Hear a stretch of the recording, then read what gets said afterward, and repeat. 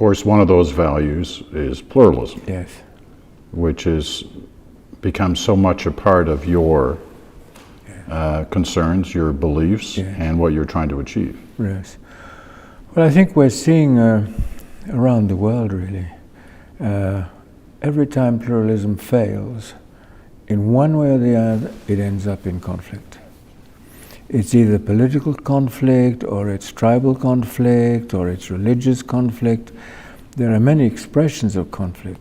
But the fact is that if society does not accept pluralism as a basic fundamental value, then the stresses and strains at some stage or the other will come out to the forefront. They will create risk. And many of those conflicts that you talk about, Right. they're based on the lack of pluralism, Exactly. are within the Muslim world. They're in the Muslim world, but they're also in the non-Muslim world. I mean, you can see it just recently in Kiev. I mean, you can see it's not just the Muslim world. I think the Muslim world is one of the areas, one of the regions where that's happening, but I wouldn't say that it's the only one, far from it. So I don't see this as a Muslim problem. I see it as a global problem. You can't tell, or certainly I wouldn't pretend to know, when the lack of pluralism is going to create an explosive situation. It's one of the things all of us are looking at. When does the lack of pluralism become critical? And most of us in positions of some authority are trying to judge when that is going to happen, what we can do to avoid that situation becoming conflictual. And that's where the whole issue of civil society comes in. And how do you avoid it? I think you avoid it, first of all, by trying to preempt it. So you have to identify it, you have to understand the forces that are at play, and you have to try and give yourself as much time as you can to start acting upon the issues. Because it's never one issue, at least as far as I'm aware. It's usually a set of compound issues. So what you're trying to do is reduce the level of risk. You probably can't eliminate it, but you can reduce it to a point where it is no longer explosive. You said earlier that these issues are not just issues in the Muslim world. No. They're in the whole world. And one thing I found, or well, I found many things interesting in your speech in Ottawa, but one of the things on this issue that I found interesting was that you almost had to walk through the basic history, not only of your own time, Right. but the basic history of the Muslim world and the divisions within it, Right. to the Parliament of Canada. I mean, when we talk about the clash of ignorance, Right. Well, that's it. but That's it. That basic though. It's that basic. And when we talked some years ago, I said to you, one of our biggest problems in the Islamic world is that we are absent from Western culture. We don't exist. Now that's changing, but it's changing very, very slowly. Very, very slowly. In my view, much too slowly. And I'm not sure I understand why it's changing so slowly. But much of what I said today to the Parliament is so basic that it could be part of general education around the world, simply so that communities, countries understand what are the dynamic forces in those societies. It's not new. It's been there a long, long time. I guess that's where we're left after these past 13 years, since 9/11, Right. since the clash of ignorance became very much in the forefront. Right. That leaves you wondering whether really anything has been accomplished in trying to pull down those walls. I'm not pessimistic. And You weren't pessimistic last time when we talked either, No. and you were convinced that things were changing, but you seem less so now. No, I'm not pessimistic. I think the issue is recognized, And I think it's recognized in a much wider spectrum than it was when we last talked. But I'm not sure that that change process is occurring in all the areas where it should occur and quickly enough. I'm not sure of that.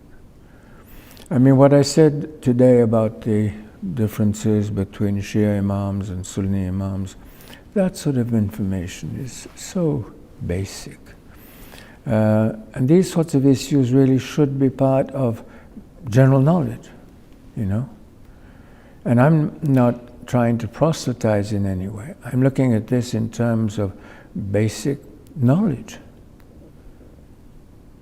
That there should be this gulf of ignorance still today is something that worries me. Yalimadat everyone, I'm Farah Nasser, and as always, it's wonderful to be with you here on Friday Night Reflections. I hope you're keeping well, and I say this because I know the past 2 weeks have been difficult ones here in Canada, as we confront the face of intolerance and hatred in our society. So tonight we're going to take a few minutes to reflect on recent events, to take the time to understand the history that has led people to undertake such actions, and how we can build the tools to stem the tide of ignorance and of hatred, and how we can acknowledge and process our own sense of loss and our own sense of grief. We're going to begin this evening with a statement made by the Council for Canada President Amir Ali Kasim Laka earlier this week. We will then have the privilege of being joined by the Right Honourable Adrienne Clarkson, the 26th Governor General of Canada, and of course, as you may know, a board member of the Global Centre for Pluralism. And we're going to get her thoughts on recent developments and what role we can all play. We'll then take a check-in with always Dr. Taslim Alani Virji, and she's going to talk to us about how we can all process our emotions and how we can all draw strength from our faith during these very difficult times. And we're going to end, as we always do, with a musical expression. So without any further ado, let us begin with President Amir Ali Kasim Laka. My dear brothers and sisters, the past few weeks have been difficult ones for us as Canadians and as Muslims in Canada. The news that the remains of 215 children were identified at the site of a former residential school in Kamloops was a tragic reminder of the historic suffering Indigenous communities have experienced in Canada. Even as we grieve and mourn the loss of so many innocent lives, we are reminded of our faith's call upon us to continue the struggle for justice. It is a responsibility that all of us who make up Canada share, to understand the errors of our past and present, to acknowledge the pain that went along with them, and to recommit ourselves to support a genuine process of truth and reconciliation. Earlier this week, we were shaken with a different kind of tragedy, one which is rooted in ignorance. We joined with others in the Ummah and Canadians from coast to coast in mourning the lives of Talat Afzal, Salman Afzal, Madia Salman, and Yuma Afzal, which were brutally cut short by a terrorist attack in London. We also pray for Fayaz Afzal, our 9-year-old brother, who now faces a life torn so cruelly from his family. We condemn Islamophobia and all forms of racist ideologies which breed hatred, and are committed to continuing the vital work of nurturing pluralism in Canada. I know I speak for all in our community when I say that our hearts are broken and will take time to heal. This attack was not just against the Afzal family, but against the pluralist foundation of our home. I want to say to the Jamaat today, the symbol of light is profoundly important in our faith. And it is by shining light, our faith, values, love and respect for all of our brothers and sisters, that we will eliminate the darkness of ignorance. For those of you who are parents, the coming days will involve difficult conversations with your children. For others, you may be feeling elevated levels of stress or anxiety. We all respond to tragedies in different ways. and no one should be ashamed to speak about the mental health impacts of these events. We are here as a community to support you in these discussions and will be creating forums to support you in the days ahead. I want to close with a prayer for the souls of all those who have lost their lives to hatred and violence in Canada. May Allah's grace and benevolence be with their souls. We pray for the safety and security of the Jamaat, Ummah and all Canadians at this difficult time. Amin and Khudafiz. Thank you, President Qasim Laka, for your thoughtful remarks and prayers. Tonight, we're fortunate to have with us a person who has a unique view on the issues that we are addressing, and that is the Right Honourable Adrienne Clarkson. Madame Clarkson was the 26th Governor General of Canada, and her tenure as Governor General was remarkable because of her passionate interest in Canada's North. She created the Governor General's Northern Medal. That's awarded annually to an individual who has contributed outstandingly to our understanding and development of the North. And in particular, her interest in Canada's First People was remarkable because it pushed the conversation to the forefront of a national discussion. Now, upon leaving the office of Governor General in 2005, Madame Clarkson co-founded the Institute for Canadian Citizenship with her husband, John Ralston Saul. The Institute seeks to help new Canadians so they can fully participate and add their important voices to our pluralistic society. And since its inception in 2007, the Global Centre for Pluralism has been part of Madame Clarkson's activities. The initiative is an outcome of a partnership between Malina Hazri-Imam and the Government of Canada with a global mission to serve the world by fostering informed dialogue about the benefits of diversity as a global view. Madame Clarkson is a member of the GCP Board of Directors. She's also the chair of its executive committee. She is a prolific author. She has written extensively on the immigrant's journey and the role that we can all play in forming a prosperous and egalitarian world. Please welcome Madame Adrienne Clarkson. Madame Clarkson, it is an honor to have you here, especially during such a painful time for so many Canadians. The events of the past 2 weeks have left so many of us with heavy hearts. What has been your reaction and how have you coped? Well, I have barely coped. I have to say that initially the revelation of the 215 unmarked graves in British Columbia at the Kamloops residential school was something that was, I could not absorb it initially. And then when I had absorbed it, even though I know about residential schools, even though I have read the digested Truth and Reconciliation report and its recommendations, it's 94 recommendations, I think for me it was just the most terrible thing. I felt incredibly sad, and every time I talked about it to friends, I felt tears coming, and even now as I speak to you about it. What is it about it? We knew about the residential schools. We knew, I've talked to many survivors, friends in the Indigenous community. And what is it that really has hit me this hard? I guess it's the feeling that this is only the tip of the iceberg.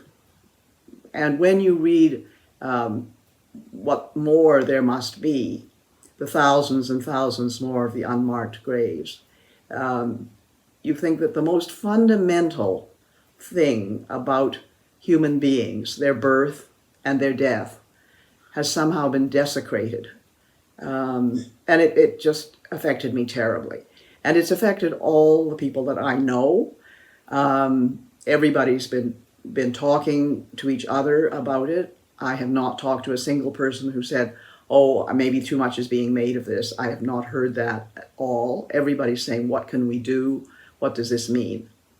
Then coming on top of that, several days ago, the horrible murder of the Muslim family in London, Ontario, was a deep and shocking thing. And it's interesting because only about 3 weeks ago, my husband and I came back from the country where we had gone out to an area which we know very well. And instead of coming back on 401 major highway, we came back. We said, let's go through Peel. Let's go through Brampton and Bramalea, which those of you who are familiar with the GTA in Toronto know is very South Asian. And I said, I want to see, we were hearing about COVID striking very hard there, etc. And so we drove through all kinds of streets and looked at the houses, which were all nice Canadian houses. Some of them are stone, some of them are brick, lots of them with 3 or 4 cars, because there are multiple families live in them, and people all have their cars to go to work, I suppose, and now nobody's going to work much, so the cars are all in the driveways. And people were out walking. It was about 6 o'clock in the afternoon. And people were out walking in kameez and hijab, and thought, this is wonderful, this is so Canada. And it was really, we stopped at a Dairy Queen and had a blizzard. And I thought, this is just wonderful, this is so Canada. So that's the first thing that came to my mind when I heard about the people in London, Ontario. They were just out for a nice walk on a really warm, beautiful evening, and they were murdered deliberately. So the shock is terrible. And I don't think, one can do anything except mourn for those people, and to think they were wonderful people contributing to this country, and to feel for that boy who is now an orphan. I assume that his family will gather around and help, but that is just, to me, the most shocking of events. Madame Clarkson, I was at the vigil a few nights ago, and what really struck me was the amount of women wearing a hijab who came up to me and said, am I safe? I don't feel safe. I don't know if I can go to the park and feel confident. Yeah, it's the other thing that really worried me right away, is the wearing of clothing that you are familiar with, that you're used to. And in Canada, nobody should question what you wear. I mean, really, nobody. And I will just say that, I came to this country as a refugee and an immigrant, and from Hong Kong. And you may know that in Hong Kong, women, and from all the glamorous movies made by Wong Chak and so on, that they wear a thing called cheong sam, which is a form-fitting dress that was developed, to the end of the 19th century, I guess, with a high collar and a side opening. And my mother in Canada couldn't, of course, buy those, nor they were never bought. They were always made for you by a tailor in Hong Kong. And so she was a wonderful sewer, and she made her own, and she always wore cheong sam. She did eventually take to wearing slacks and blouses because we had a cottage, and she loved to fish, and so she did that. But her day-to-day dress, she made her day-to-day dress because she felt that was something she wanted to keep of herself and her Hong Kong identity. And I thought, it crossed my mind. I thought, what if my mother had been walking down the street like that, and people hated her just because she was dressed like that? Why on earth can that be considered to be something that is bad? I just, and what it symbolizes. But what it means to me is that there's such ignorance, that there is such a lack of understanding and a complete unwillingness to believe that others can do what they can do and you do what you do. Canada doesn't have a pretty history in terms of tolerance. But what I think has been hopeful about Canada, and up to this point I have been always saying it, believing it, living it, that we are capable of change. How did we get here, though? I mean, racism against our Indigenous people, Islamophobia, other forms of hatred, they're not new to Canada, and these events can't be seen in isolation. What historical events specifically have brought us to this? When I came to this country, there was a law on the books called the Chinese Exclusion Act. It was enacted in 1923. It was deliberately there to keep Chinese out of the country because poor Chinese men were coming to North America, as they had been for over 100 years, to work as laborers, to work in the lowest, filthiest of jobs, because that was better, and sending money home to China because they couldn't get work in China. And so the Canadian government didn't want a lot of yellow people around, and certainly didn't want yellow people reproducing on Canadian ground. So they produced this law which made people who came here, the men who came here, pay a head tax, it was called. That was very well known in China and in Hong Kong. And Canada had a racist background that matches any other country. When I was a child around rural Ottawa Valley, July the 14th, you did not really want to go anywhere in the Ottawa Valley to all those small towns because there were King Billy parades. This was to mark the anniversary of the victory of the Protestants over the Catholics at the Battle of the Boyne. And there was always a King Billy figure. I remember seeing it once in Smith Falls, Ontario. King Billy dressed with an orange sash on a brindle horse, and Catholics had to stay inside.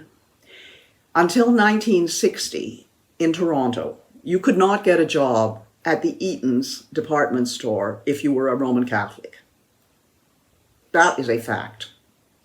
And so these kind of religious divisions in Canada existed.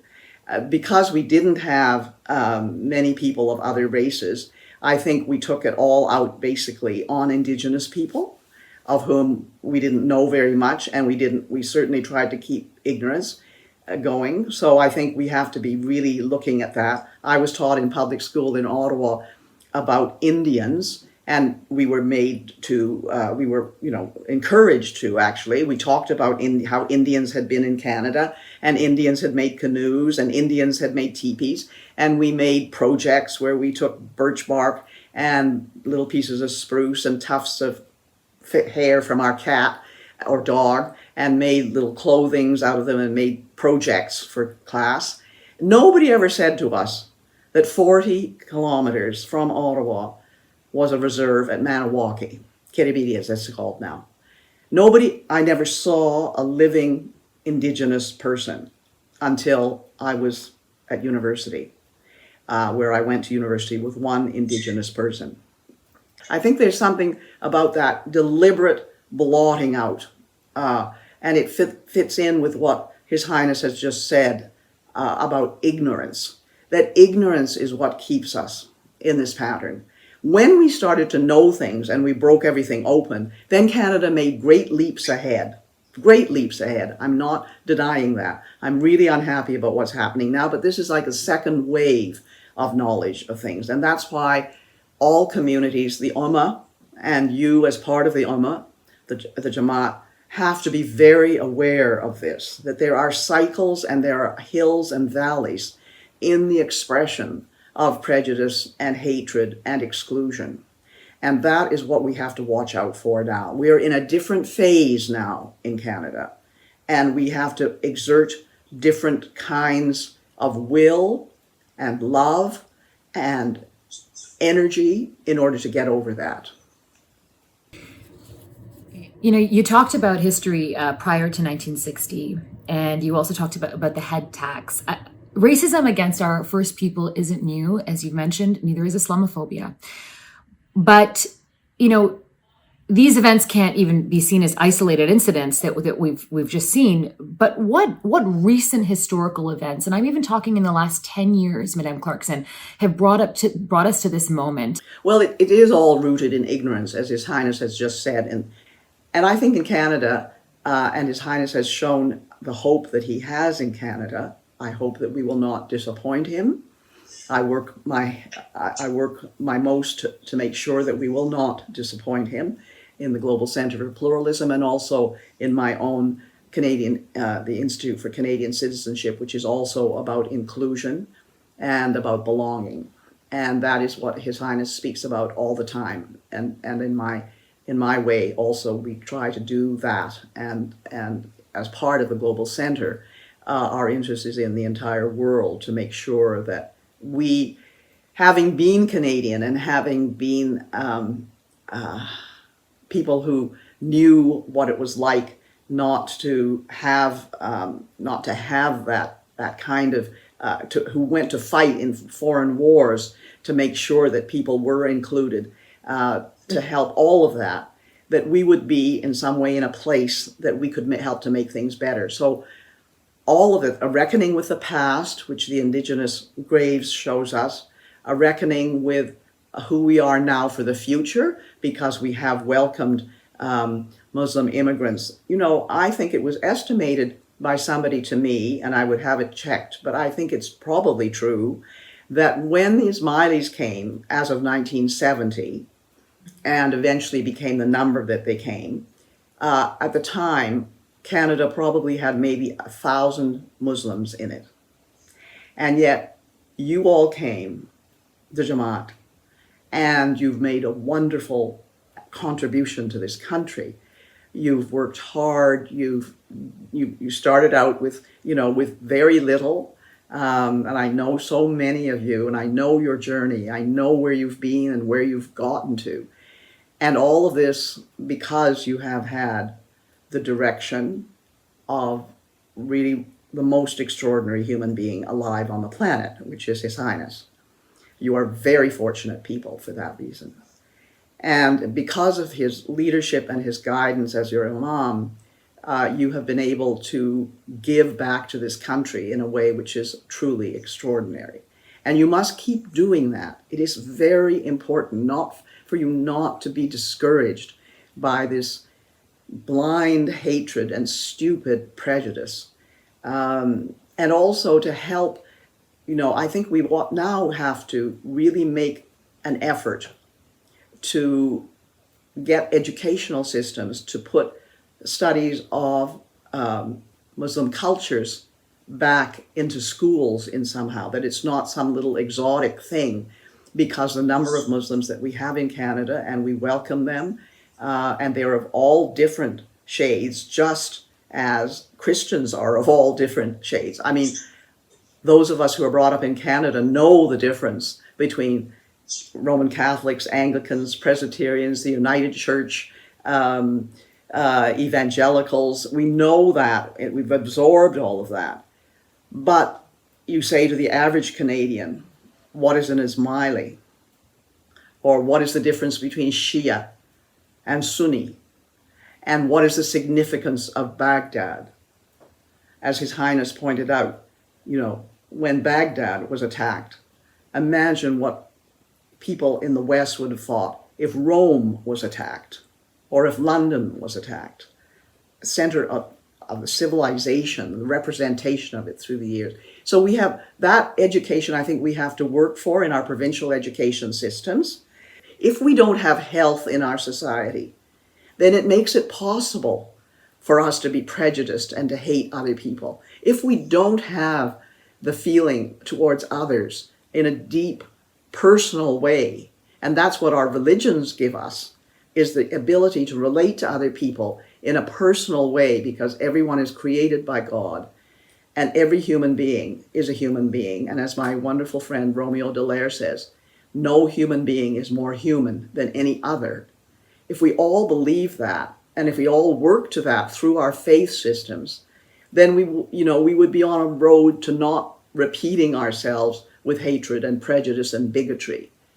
But as long as we don't do that, as long as we don't acknowledge what we have been, these things will come to haunt us.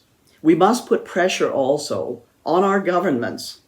We must put pressure on our members of parliament, certainly the ones of one's own faith. That's one thing, it doesn't really matter. But anybody who represents you in a democracy, you can say to them, we don't like this. We don't like what's happening. We should be putting pressure on our provincial governments for the education of about cultures, about civilizations, so that people do understand the difference, because Muslims are very different in all their manifestations, just as the Christian world is different. And Jews are different. If we don't do that, we're really, saying we're just happy to live with things as they are. And then with all the new developments like social media and the way in which people get their information now, we will find ourselves in an increasingly difficult time. It's very, very hard to live in a period where you have to stand up for things. It's so much easier to live in a time where things are going along easily and, You don't have to make hard decisions, and you don't have to confront people. But it is really important that we do that. And we must never let anything go by. We must never let any slur of any other group go by. And yeah, and I think we have to also look internally, right? Like within diverse and racialized and BIPOC communities, because that it also exists there with other communities as well. So I think there's an internal search that needs to happen as well. Yes, and we are called to love one another as God loves us. Take that seriously. And how does God love us? God loves us because we're just who we are, with all our flaws, etc. And that kind of thing, that encompassing, is the way in which we have to accept other people, accept what their failings may be, and when things happen that aren't right, then the element of forgiveness comes in. And I think that Canada as a nation has to ask for the forgiveness of the Indigenous people. And I think if we were to think always personally about how we deal with questions like the Indigenous people and our shame and guilt, it would be very important. The other thing I think is really important for us all as newcomers to this country. I came when I was 3. I know many of my friends were born here who are Ismaili, but some of them came when they were my age or when they were 7 or whatever. And you must never, ever say, this happened in the country before I came here. It is not my responsibility. It is your responsibility. Canada adopted you, and you became a full member of this country. We've given you everything. Canada has given you everything. The opportunity to be what you are, the opportunity to do what you can do.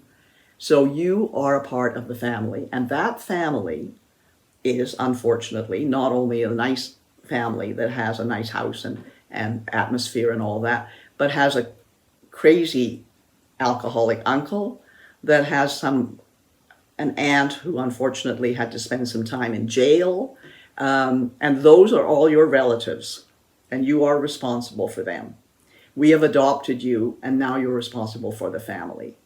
And I often say, too, that being part of Canada is not like going to a all-you-can-eat buffet and taking what you want. Like, I want the roast beef, and I don't want the lobster. I'd like the shrimp, etc. It's a fixed menu. The fixed menu is the soup, the main course, and the dessert. And that's what we do as Canadians. We have a fixed menu. All of history that we have lived through is your responsibility once you become Canadian. You take that as seriously as though your family came to this country the way my husband's family came to this country after the American Revolution. That is really important. None of this is all our responsibility. And if we don't take it seriously, we who are the newcomers, then it's all not going to hold together.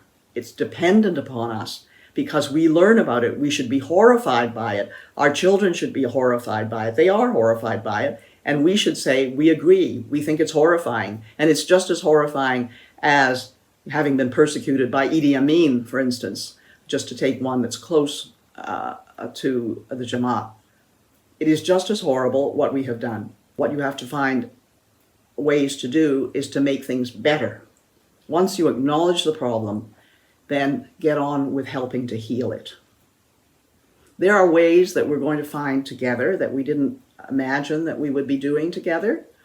And I think we have to put pressure on our governments always. We have, for one thing, and I'm very glad to have this captive audience, I want you all to write to the government now and say, implement the Truth and Reconciliation Commission's 94 recommendations now. You received it as a government. The Canadian government received it in 2015 with a great deal of ceremony, with all kinds of wonderful words. Then, I guess, in your own lives, you have to figure out how you can help to make things better for others. I always find that if you help to make things better for others, it makes you feel that you can have the right feelings about what you do for yourself. I don't know. There's a kind of feeling of sharing and of being equal with others that makes you feel, your common humanity. And all of you following the most wonderful edicts of the Imam know that, and then you know and you feel that. And because you go to Jamaat and you pray, and a lot of you pray on a daily basis, very directly. And I often envy Islam because it is 600 years younger than Christianity. And I have said to friends who don't know Islam very well, think of what Christianity was like in the 14th century, 13th century, when they were building those Gothic cathedrals, when they were worshiping God in a way which was concrete, when they were building, the people who built those cathedrals that you see in Europe, they knew that they would not see them finished. They knew that it would be not even their grandchildren who would see them finished, and yet they started them. They carved the stones, they put the stones up, and then they died. And you think of their life expectancy then was about 32 years old if they were very lucky.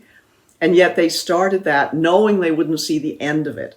And that's the other thing, that we should not be thinking of immediate gratification always. We want to see this, the beginning and the end of this. And it's always very hard for us because we're all, quite driven, and your community is an enormously dynamic one. I know them. And you have, you want to get projects done, and there are things that you can do and finish and see the results of. But there are others where you have to say, I'm just part of this thing that's going to go on, that has gone on before me, will go on after me, and I'm contributing to it while I'm here. And I won't see the end of it, but I will do my best to strengthen it while I can.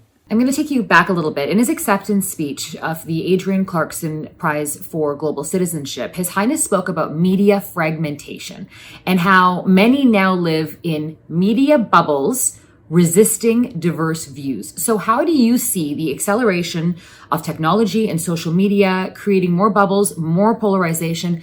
And what do you see as the antidote to this in your mind? The antidote to this is, of course, education, good, solid education right from the beginning, that everybody has the tools, that is, that they can read and write. It is that I think the larger question of involvement of human beings in good activities and social things will help to mitigate against the isolation that social media can bring. If people are more involved in their communities, if they are more involved with worthwhile, interesting things, that's why we have to keep our cultural institutions very vibrant and vivid.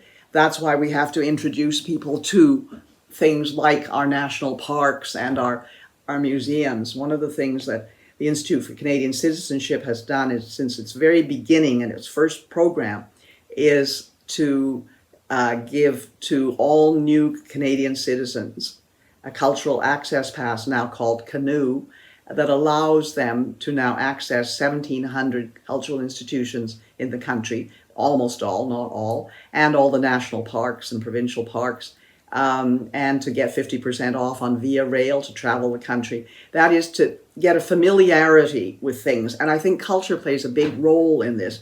So these things mitigate some of the things of what social media, the bad that social media can do. But education, socialization, all of that, places where people can gather.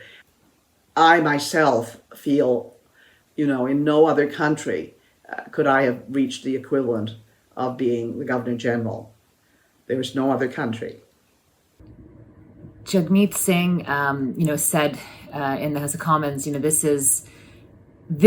people are saying this is not my Canada, but it is Canada, as you mentioned. It's like a dysfunctional family. This stuff happens. We have to recognize this dark part of our past.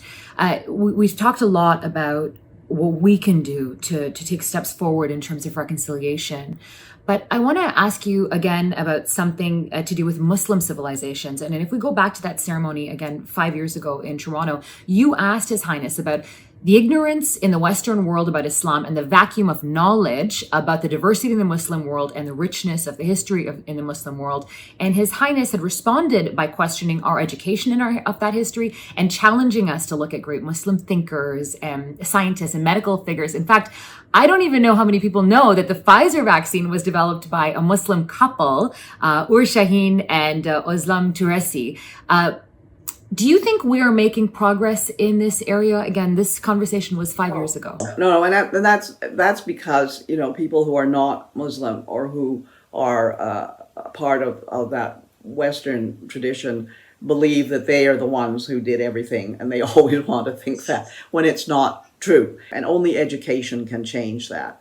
And that's why our education systems really, we have to pick that up and really understand that that has to be integrated into our education systems, a knowledge of the Islamic world and of its differences, because people have to know the differences in Islam, or they won't understand. They don't understand politics because of that. I mean, how can they understand Saudi Arabia without knowing about Wahhabi? How can they think about anything that is going to cause progress without seeing differences in the way in which Shia and Sunni have developed in the world? If you don't know any of those things, it is just, you know, you're just crazy and ignorant. I don't know how many people have read the Quran out of interest, but there are things in the Quran which His Highness has pointed out to us. And one of the ones I use all the time, I'm paraphrasing it because there are different translations of it, is that God could have created us all the same, but He didn't, because we are now given the opportunity to learn about each other. The moment I learned that, I thought that is the most wonderful challenge to us, because we were not all created the same, and that we as human beings, in order to fully exert what we are as human beings and what we are before God, is to say, we know that we are different, and we will make the effort to understand those differences between them, not in order to change or to convert or to say, think the way I do, but to understand what that is, and that is an opportunity for us, that our diversity and our plurality is an opportunity for us to be greater as human beings. That is the challenge to us as truly human beings. And that's the verse of the Quran that everybody should know. On that note, I mean, His Highness created the Global Center for Pluralism. What do you hope to see in terms of the impact that the GCP is going to have in the years ahead? Well, I think we're making great progress in terms of getting governments on side in different countries. There are different countries that we're going to be working up, looking at how they look at the pluralism in their countries. There's also just the constant reaching out to looking at the differences that there are, and I think it's not something that can be solved, very quickly over a period of, let's say, have a 5-year plan on this. It is something that is going to be a constant, and we are working very well and refining under the leadership of Meredith Preston McGee, who is a very fine leader and Secretary General of the GCP, looking at places like Africa, looking at the roles of indigenous people in places like India, for instance. And I think it's going to make a great deal of difference. but we're plugging along, and I think it was a wonderful, wonderful idea to set it up and to set it up in Canada. It's a challenge to Canada now. I don't know if His Highness thought about it that way, and probably he didn't, but it is a challenge to Canada to have the Global Centre for Pluralism in Ottawa on really what is, I think, quite a meaningful and even perhaps sacred site of Indigenous people on Sussex Drive, looking out on the Ottawa River, just where the Rideau River comes into it, and the Gatineau, that confluence of the three great rivers, which meant so much to the Indigenous people that they always met there. And that's why Ottawa has a sacred basis to it. I think we're very lucky as Canadians to have that. As you know, today's program is being watched by our Smiley community across the country who have seen you for the better part of 2 decades, working side by side with His Highness, advancing the values embraced by Canada and the values embraced by the Imamat. So I'm curious, what have been some of your key learnings from working with His Highness, and how has that relationship impacted you?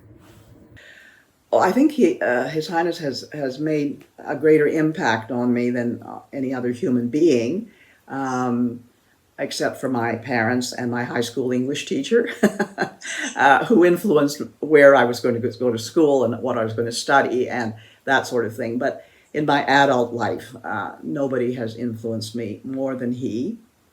And I have to say that he and I are about the same age. He is a year and a half older than I am, but I was in university, and my parents, I was in residence at St. Hilda's College, at Trinity College, and my parents subscribed me to Time magazine and Reader's Digest so that I would get the magazines, because we always got magazines at home. And when I went away for 4 years, they subscribed me to Time magazine. And one day I came down in my slot, I opened it, and on the cover was this photo of this young man about my age, and saying that he is the new Aga Khan, and then an article about him, and that he was at Harvard and he was in his 3rd year. I was in my 2nd year at university. And I sat down at coffee after lunchtime with a group of friends, and I showed it to them, and I said, can you imagine if we at our age were put in charge of this worldwide religion and culture? I mean, how can he possibly do that? And I didn't have any Muslim friends growing up. I didn't have any Muslim friends till I met Muslims when I went to university at the Sorbonne in Paris. But for me, His Highness has always been, I've always listened to what he said whenever he's, I would read how he addressed the United Nations or various things. And meeting him was, I think, one of the great privileges of my being Governor General, because he came to turn the sod of the Imamat on Sussex Drive. And that was really an important moment for me. And I have been very happy that I've been able to help in the work that he sees for the Jamaat in Canada, and I will always continue to do that. It has been a personal, I can't even say enrichment, it's just made so much difference in my life to have known him. Madame Clarkson, I cannot thank you enough for your time, your knowledge, your experience, and you sharing it so candidly with us today in the hopes of a better future. We are all richer for this conversation. Thank you. Any time I spend with the Jamaat is time well spent for me. I wish you all the best, and I thank you, and I hope that we can work together to make Canada a better country than it seems to be at this moment. Thank you, Madame Clarkson, for sharing your experience, giving us your insight, and really inspiring us. We are all richer for this conversation. Thank you. We should also take some time during these tragic events to process our feelings and discuss these issues with our children, To help us understand this more and to share with us how our faith can provide support during these very difficult times is Alwaiza Dr. Theslim Alani Verji. Dr. Theslim Alani Verji is a clinical psychologist. She practices from a cognitive behavioral orientation. Dr. Alani Verji consults, teaches, and does research related to mental health, well-being, stigma, social justice, and cultural competence. Alwaiza is also a graduate of the International Wizen Training Program. Please welcome Alwaiza Dr. Theslim Alani Verji. Yali Madad. I start today's message with Yali Madad because it is one that we are familiar with. It is a term of comfort. But also, when we say Yali Madad, this means may Ali help you. And the Ali that we are referring to here is Hazrat Ali, alayhi salam, our first Imam. Hazrat Ali is known to many people, not just Shia Muslims, as a symbol of courage, of strength, and of bravery. And it is this strength, this courage, and this bravery that I hope that we can all feel every single day as we continue to have the conversation about the events that took place. In our community, we have survived so many losses. The killings that took place in London, Ontario are but one example of this. This loss is not new. The pain isn't new. And for some of us, we continue to experience this loss, this grief, whatever it is that we are feeling, over and over and over again. Anytime we listen to the news, anytime we think about what is happening in other parts of the world, we are reminded that there is so much loss and so much injustice. We might be feeling a lot of different things right now, and no matter what we are feeling, these feelings are normal and they are valid. Our emotions help us understand what is going on for us.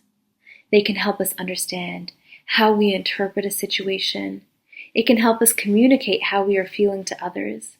And it can also help us understand how others are feeling so that we can perhaps understand them better and support them better. I often think about an emotions wheel as a helpful way for us to understand how we're feeling, especially when we're not 100% sure. The emotions wheel shows us our basic emotions, such as anger, happiness, and sadness. And then it becomes a little bit more specific to help us understand the nuances of our emotions. If I ask myself, what am I feeling right now?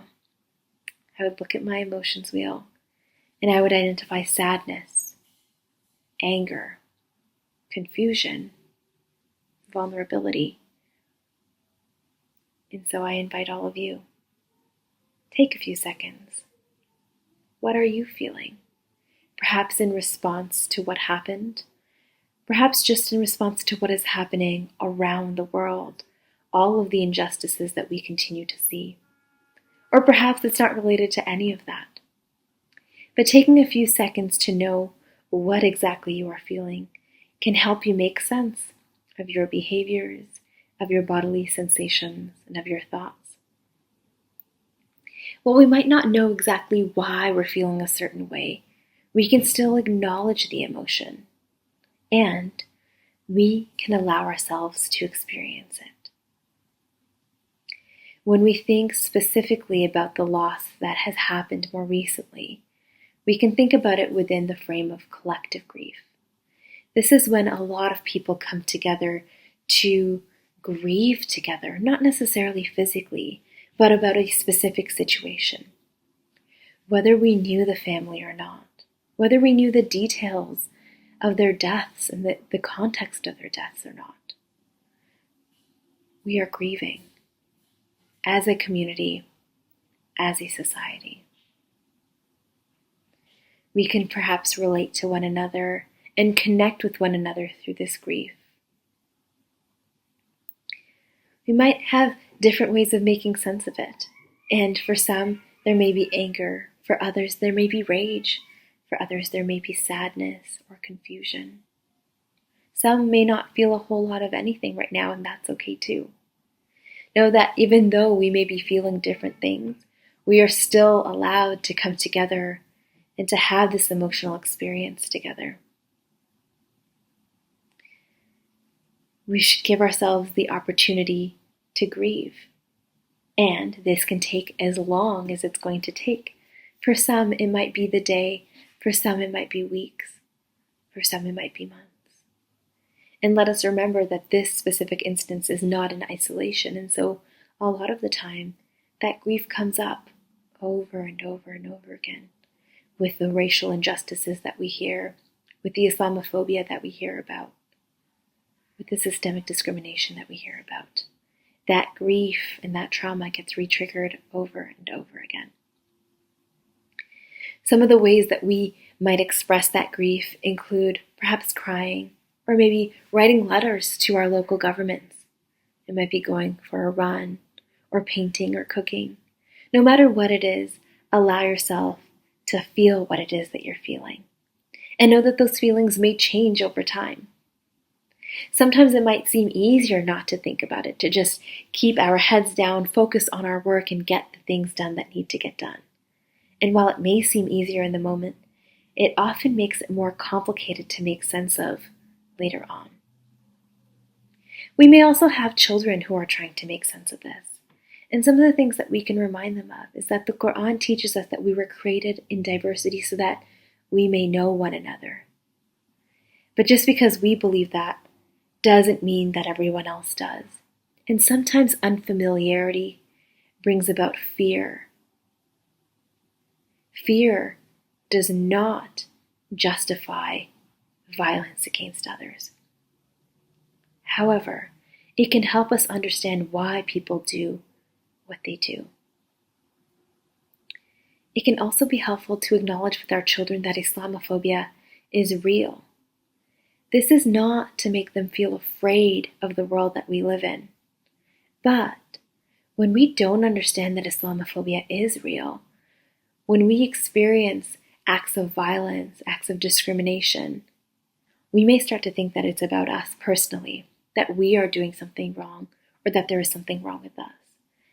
So when we can address it as something systemic, something that's outside of ourselves as individuals, that can help bring about a sense of comfort to our children and to our colleagues and to our peers, that it isn't about us. We haven't done anything wrong, and yet people don't understand. And some people are not interested in understanding. When our children ask us questions, we can also sit and really listen to them. Some of their questions may be hard, some of their questions may be painful. It's okay for you to feel that pain, and it's okay for you to not have the answer. But the more we can listen, and the more we can engage them in active dialogue, the more we promote learning, the more we promote understanding and compassion. And when we don't have the answers, perhaps together with our children we can go and seek out those answers so that we can learn together. We can also acknowledge the pain of some of the questions that are being asked and explain why we experience that pain. Talking about these things can be hard, and so practicing compassion with them and with ourselves can be so helpful as we try to navigate all of this. We can also remember that the more informed we are about our religion, our beliefs, and our history, the easier it can be to have hard conversations with our children, with our families, with our colleagues, and with our peers. No matter who wants to know, the more we know, the easier it is to share those views with others. And we can emphasize the importance of living within the ethics of our faith and the importance of role modeling inclusivity and pluralism. This is the best way for our children to learn about the importance of how they should treat one another. They should learn about what our values and our ethics teach us about pluralism, about celebrating difference and understanding it.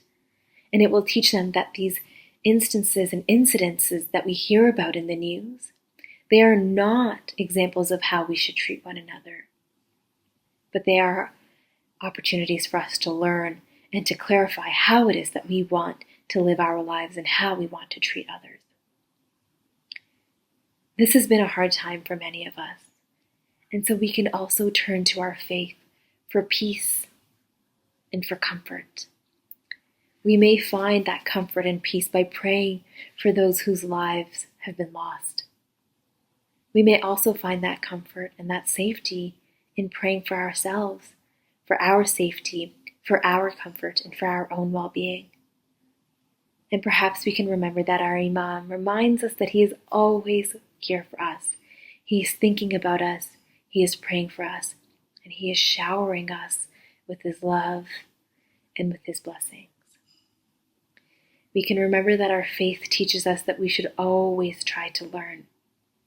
And so, we can ask ourselves, what do we want to learn from these situations, from these acts of violence? How do we want to grow from these? How do we want to find our peace? And we can let these lessons and let our ethics guide our next steps. Yali Madad. Thank you, Dr. Alani Virji. You've given us a lot to think about at this very critical time. We're going to end this evening, as we usually do, with a musical expression. And this evening's expression is an updated version of Amin, a global prayer of hope. It features 25 Ismaili artists from all around the globe. The song conveys a prayer for a reduction of pain, a reduction of fear, and for hope for the future. Thank you for joining me this week. And for those of you who fasted today, I hope you have a chance to have a wonderful meal this evening. Stay safe, look after yourselves, look after each other, and have a wonderful week. Yalla Madad.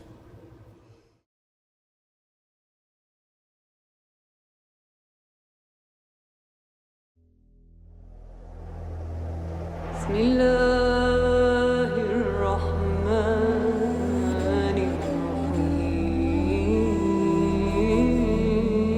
الرحيم خداوندا تو سلطان کریمی تو بسم الله الرحمن الرحیمی ببخشا بر من زار و مقصر غفورا راحما یا رب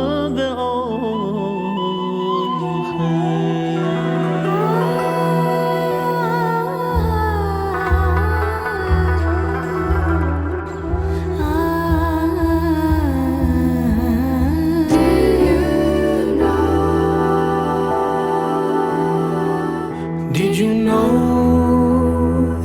that there are those in this world whose only lullaby is the sound of a mother's cry? And did you know that there are those in this world whose only hope is to close their eyes to the darkness around them and look inside to the only light they know?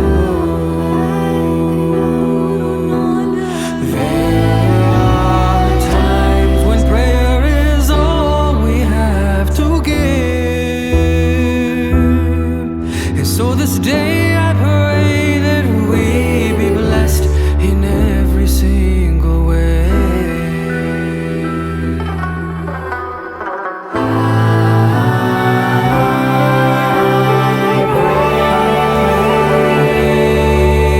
May we have a lesser share of pain.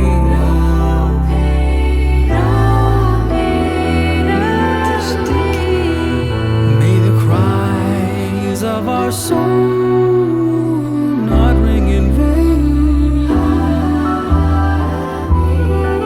And may the fear in our heart live without tears.